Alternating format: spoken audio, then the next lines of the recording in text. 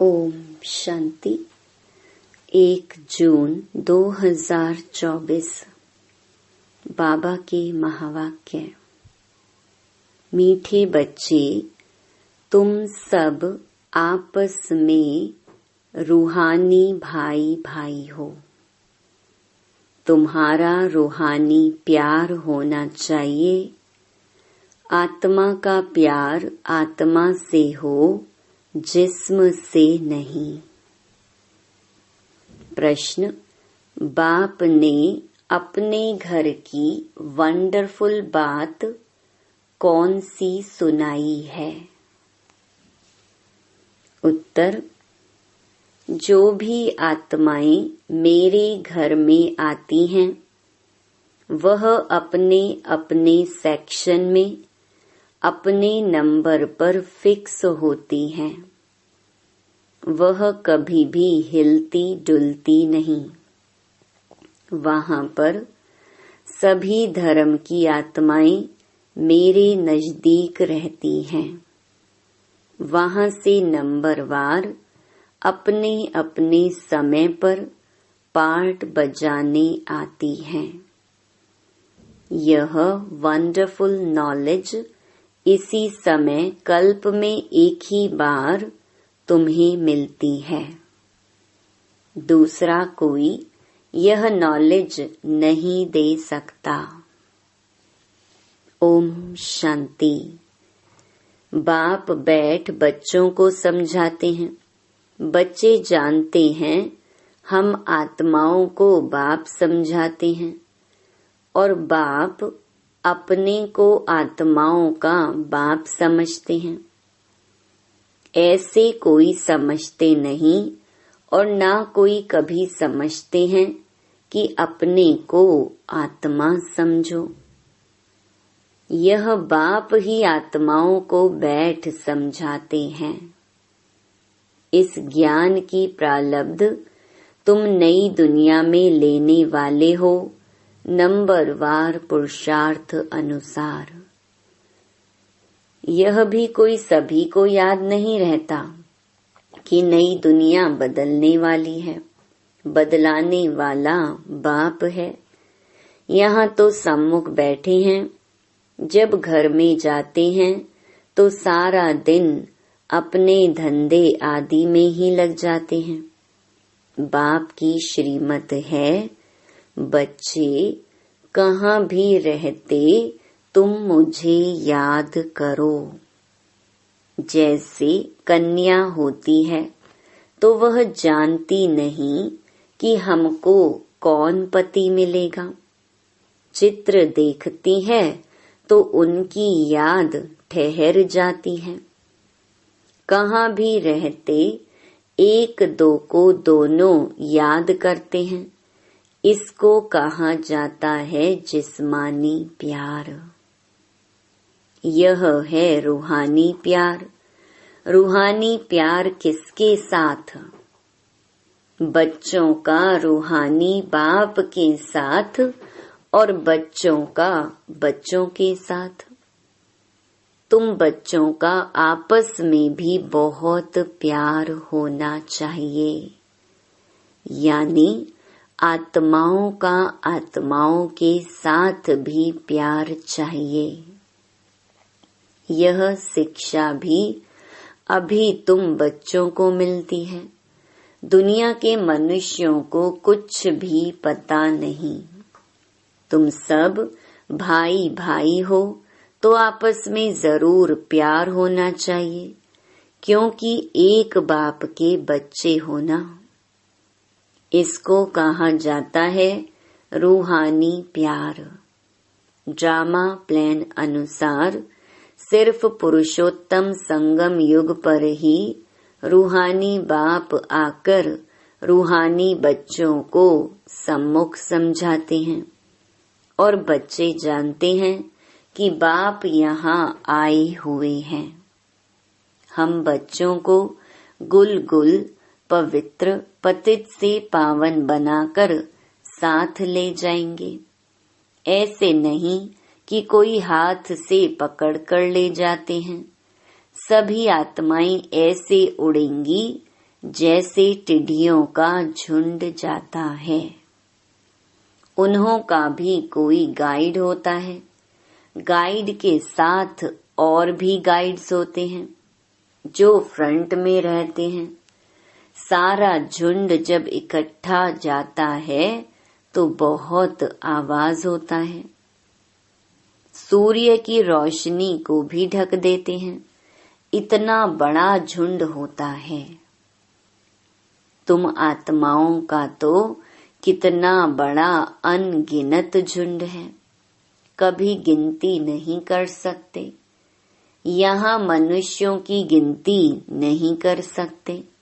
भल आदमशुमारी निकालते हैं, वह भी एक्यूरेट नहीं निकालते हैं। आत्माएं कितनी हैं, वह हिसाब कभी निकाल नहीं सकते।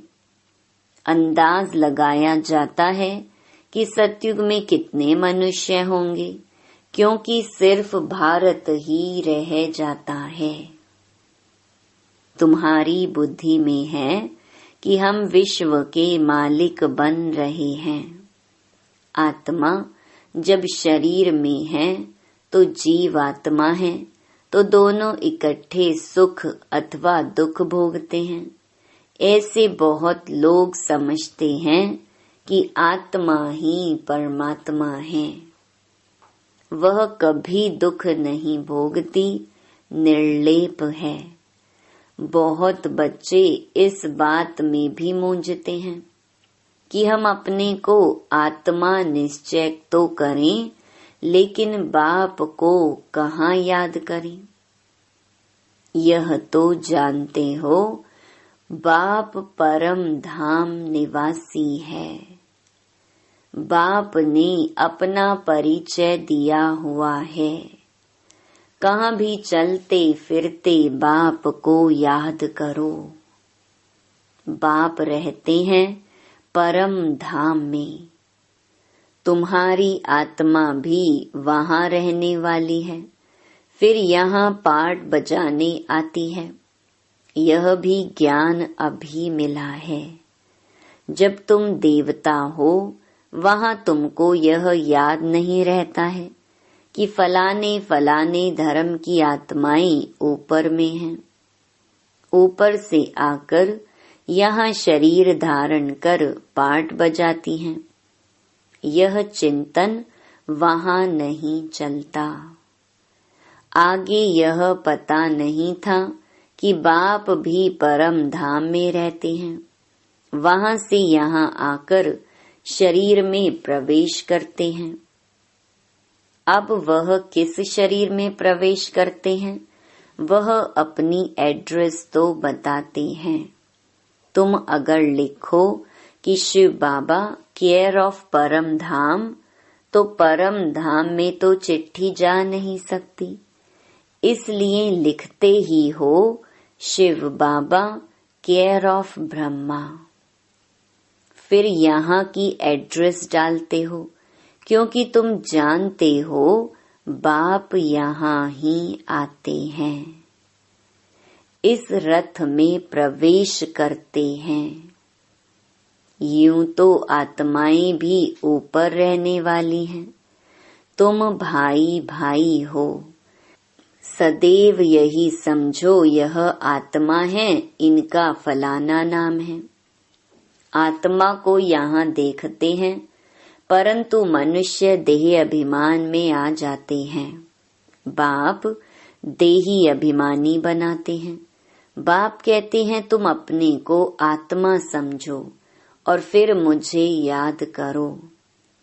इस समय बाप समझाते हैं, जब मैं यहाँ आया हूँ, आकर बच्चों को ज्ञान भी देता हूँ। पुराने ऑर्गन्स लिए हैं, जिसमें मुख्य यह मुख है। आँखें भी हैं। ज्ञान अमृत मुख से मिलता है। गौमुख कहते हैं ना, अर्थात माता का यह मुख है।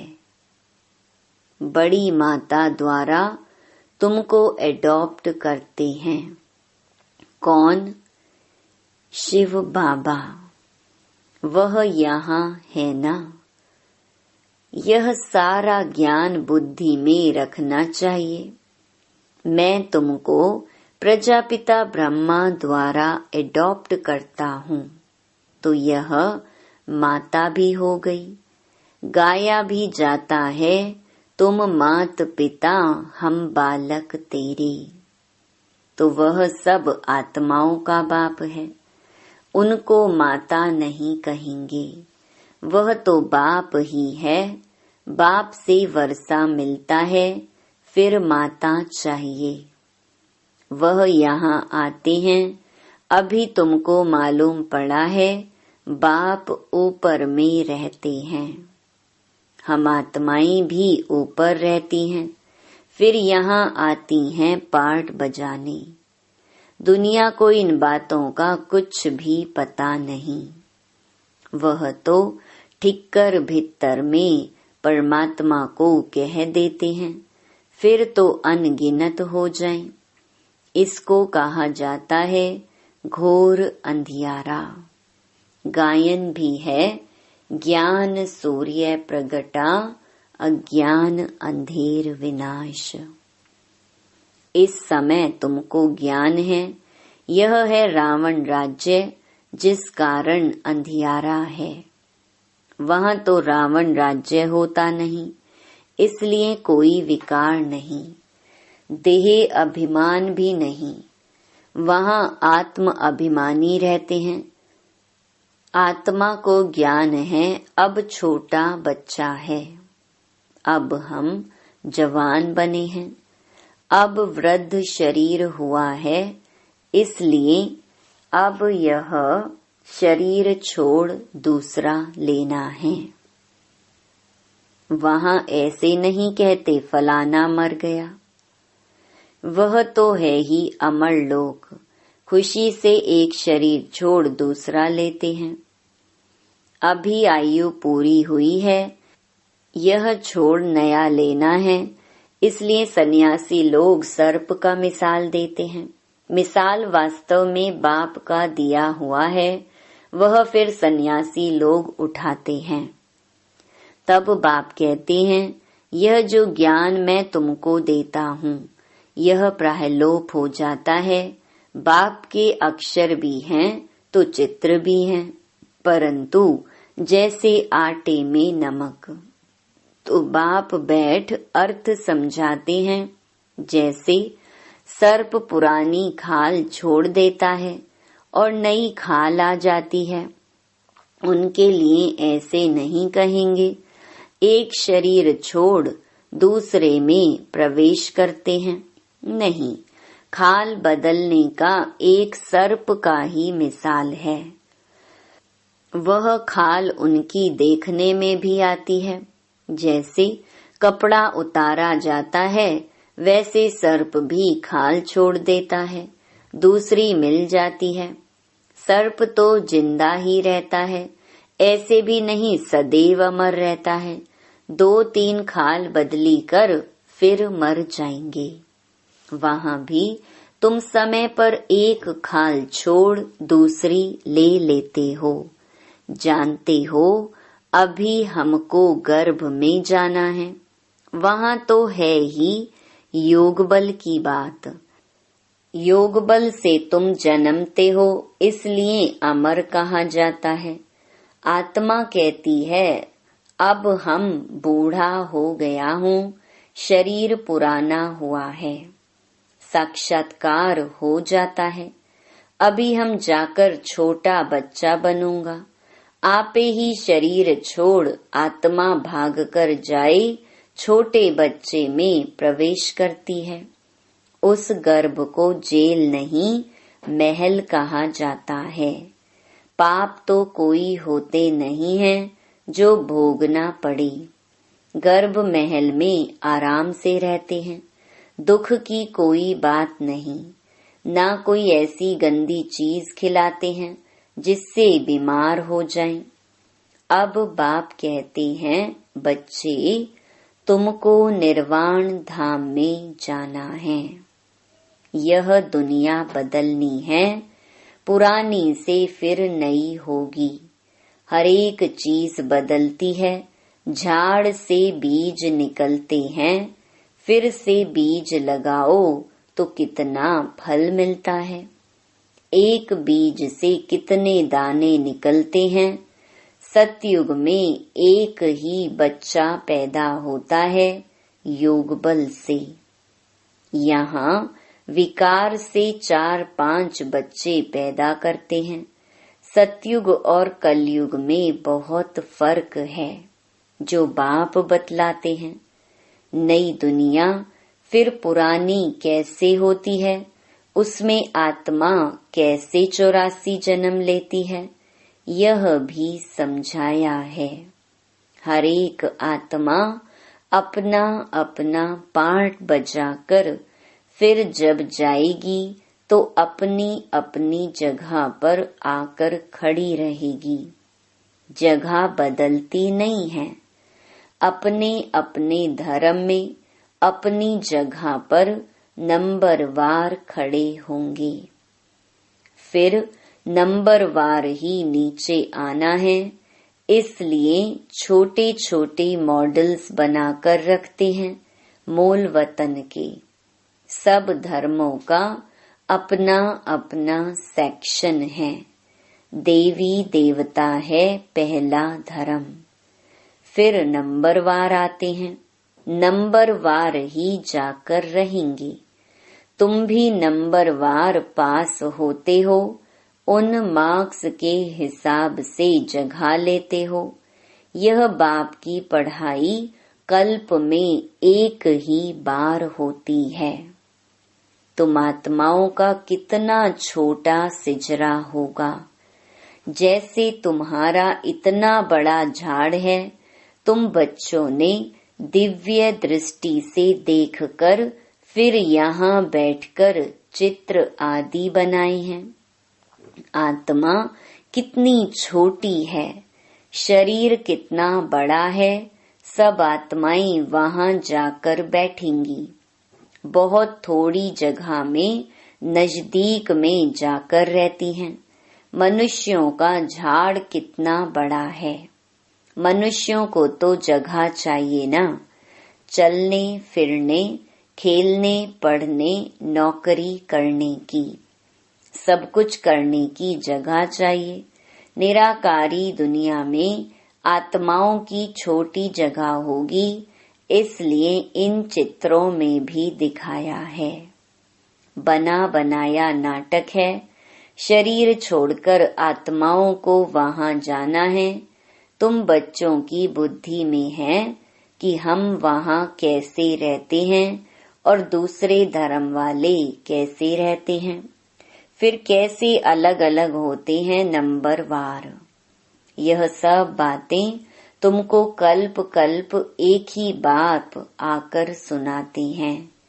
बाकी तो सभी हैं जिस्मानी पढ़ाई, उनको रूहानी पढ़ाई नहीं कह सकते हैं। अभी तुम जानते हो हम आत्मा हैं। आई माना आत्मा, माई माना मेरा यह शरीर है। मनुष्य यह नहीं जानते। उन्हों का तो सदैव दैहिक संबंध रहता है। सतयुग में भी दैहिक संबंध होगा, परंतु वहां तुम आत्म अभिमानी रहते हो। यह पता पड़ता है कि हम आत्मा हैं। यह हमारा शरीर अब वृद्ध हुआ है, इसलिए हम आत्मा एक शरीर छोड़ दूसरा लेते हैं। इसमें मूंझने की भी कोई बात नहीं है। तुम बच्चों को तो बाप से राजाई लेनी है, जरूर बेहद का बाप है ना। मनुष्य जब तक ज्ञान को पूरा नहीं समझते हैं, तब तक अनेक प्रश्न पूछते हैं। ज्ञान है तुम ब्राह्मणों को। तुम ब्राह्मणों का वास्तव में मंदिर भी अजमेर में है। एक होते हैं पुष्करणी ब्राह्मण, दूसरे सार सिद्ध। अजमेर में ब्रह्मा का मंदिर देखने जाते हैं।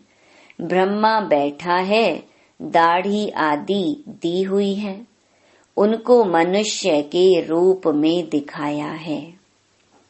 तुम ब्राह्मण भी मनुष्य के रूप में हो। ब्राह्मणों को देवता नहीं कहा जाता है।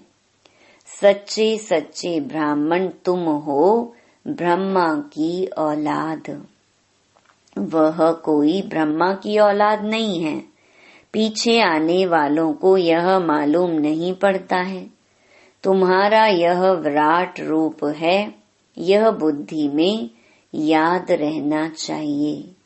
यह सारी नॉलेज है जो तुम कोई को अच्छी रीति समझा सकते हो। हम आत्मा हैं, बाप के बच्चे हैं। यह यथार्थ रीति समझकर यह निश्चय पक्का पक्का होना चाहिए। यह तो यथार्थ बात है। सभी आत्माओं का बाप एक परमात्मा है। सभी उनको याद करते हैं। हे भगवान, मनुष्यों के मुख से जरूर निकलता है। परमात्मा कौन है यह कोई भी नहीं जानते हैं, जब तक कि बाप आकर समझाएं। बाप ने समझाया है। यह लक्ष्मी नारायण जो विश्व के मालिक थे, यही नहीं जानते थे तो ऋषि मुनि फिर कैसे जान सकते।